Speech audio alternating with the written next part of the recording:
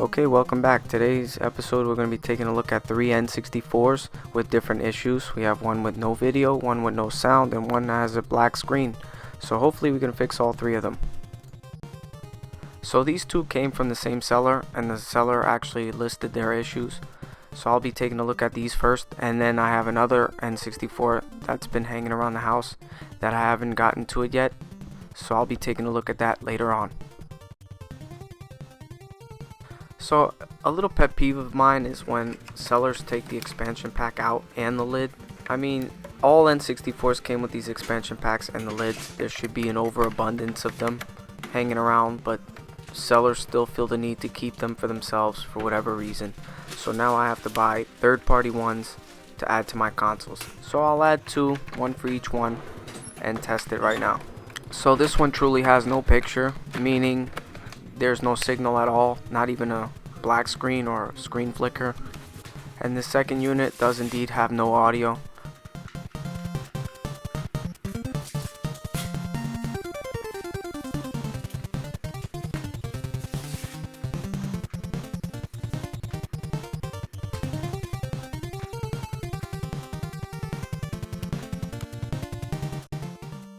So here's evidence that somebody did take these apart, because these green cartridge slots, they're for jungle green N64s, not standard N64s.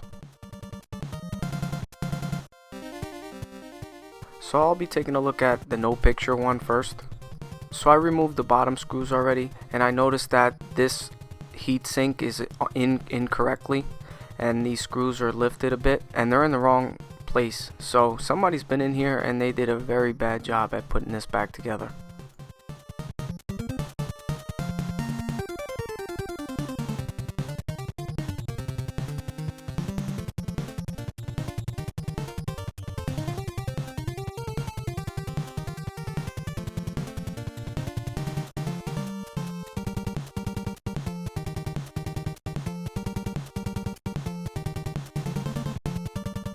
So the heatsink is actually supposed to go under this metal bracket here, or whatever you want to call it. It's supposed to go under it like this, but they had it over.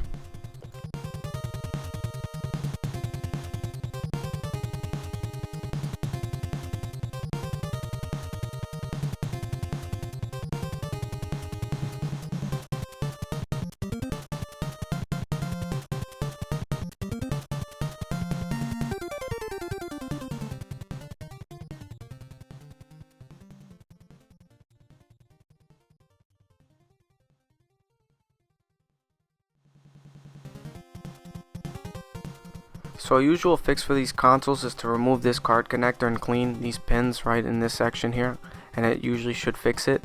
But this console doesn't have a black screen, it doesn't get an image at all, so I don't suspect this is going to help.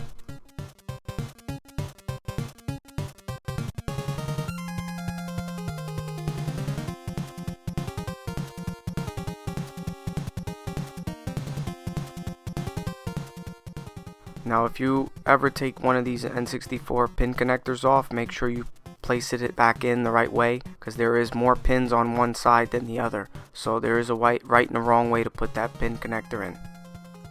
So I tried off screen and I didn't get an image, so I'm going to reflow this AV connector. Maybe one of these joints is cold, but I'm still losing faith in this one.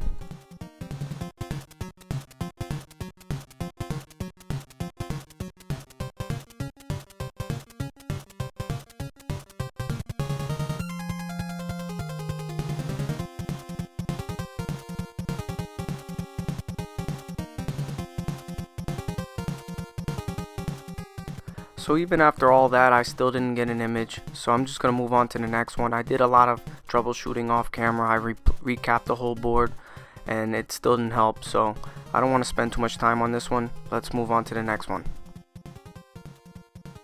So I'm going to remove most of these screws off camera, but I did notice that this one has a green cartridge slot. Now I know somebody was in the last one, I suspect someone was in this one as well. So this one actually has one of the revised heat sinks. I've never actually seen one of these before, so that was pretty interesting.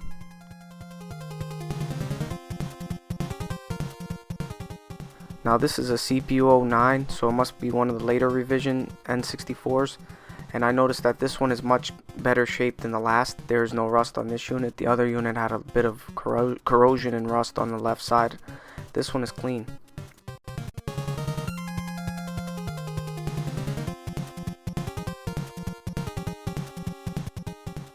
So same thing, usually when I get an N64 I always pop the pin connector off and clean under there. It's not that much dirt in this one, but I'll still do it just in case.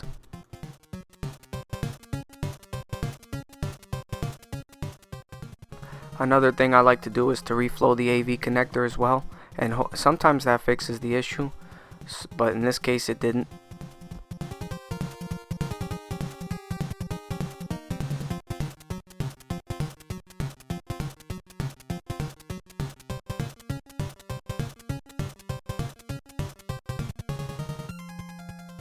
So I'm going to remove some of these caps. Now I'm going to start with the ones on the right and leave the ones on the left for now, because I suspect most of the AV caps are on the right and some of the power caps are on the left.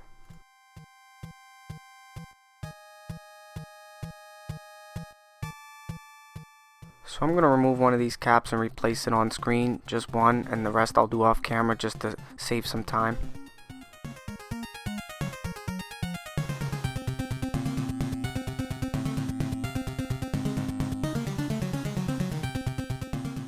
I like to cut my capacitor legs short and bend them over just to keep a low profile, and this is how it turned out.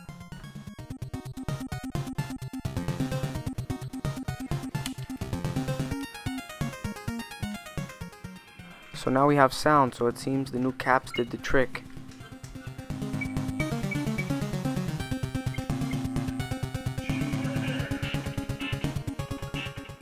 Okay, so here's one thing to note. Now all these caps are the right capacitance and the right voltage, minus the 3 that were important. The one that was actually bad has actually been replaced with one of lesser voltage. Now if you replace these caps, make sure to maintain higher voltage.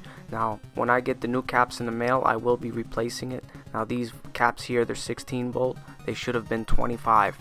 And now I'm going to test this cap that I suspect is bad.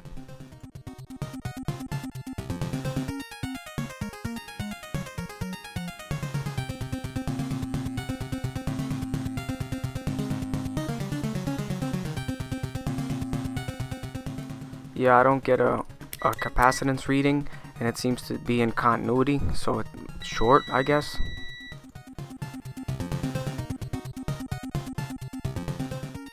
Now here's one that was next to it, and I suspect this one to be good, so I'm going to give an example of what a good cap should look like.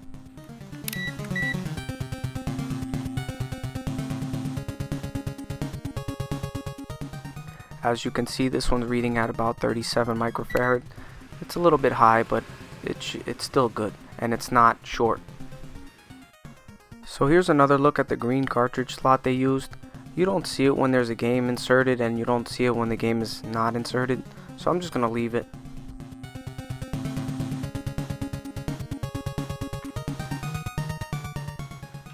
So with everything connected and closed up, I'll test it one more time, and as you can see, it has good sound, and I'll be replacing that cap when it does come in, but it does work.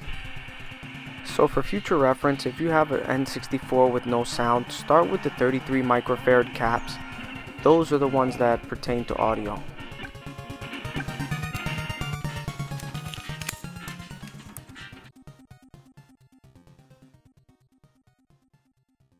So this is the one I've had on hand. Now it just gives me a black image, black screen, so it does get power and the video signal does hit the TV. But I didn't get a video footage of me testing it. I should have. Now I tested a long time ago and I know what's wrong with it, but I forgot to record me actually testing it on camera. So I'll just open it up, remove all the screws, and I'll be cleaning the cartridge connector because I suspect that that's all this unit really needs.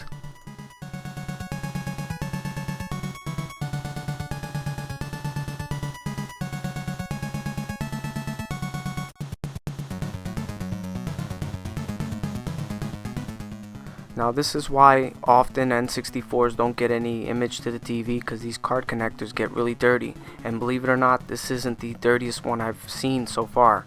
So I know a lot of cat hair gets in here, dog hair, dirt and debris, so this is 90% of the causes of black screens.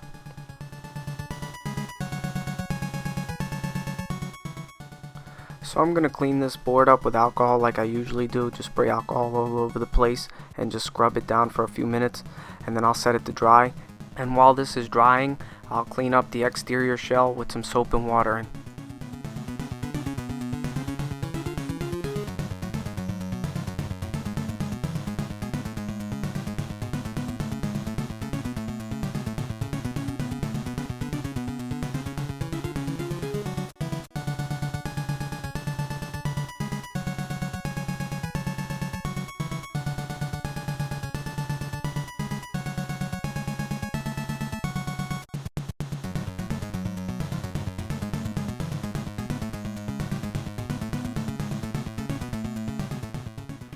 So then after a good clean, let's test it up, and it seems to be working. So all these things really need is a clean in the cartridge pin connector, and that usually solves all the problems with black screens.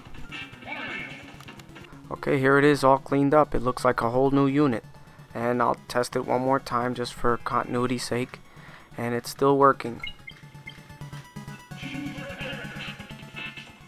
So that's the end of this video. I hope you like, comment, and subscribe. And thank you for watching.